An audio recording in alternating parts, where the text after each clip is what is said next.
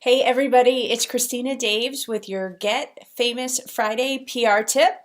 This week I want to talk about finding the right journalist. It's really important to do your homework. Google searches are super easy. You know, who writes about what for the name of the publication.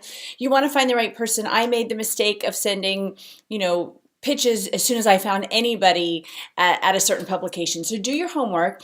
And then guys, it's really as easy as to Google that person's name, the publication name, and email address. And one trick is that all media outlets have the same email string. So let's say you find the name of a producer at NBC. If you send your email to firstname.lastname@nbcuni.com, you'll get to them. And that works across the board, whether you're in Washington, D.C., whether you're in New York, whether you're in Iowa or California. So you can do that little bit of homework too. Just Google, if you can find one person's email at any publication, all you have to do is plug and play your journalist person in there.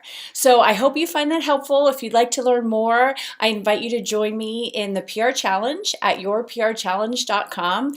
It's 10 days long, 10 minutes a day, and the people that are implementing are having crazy success getting publicity. So I hope you'll join us, and I'll see you in the media.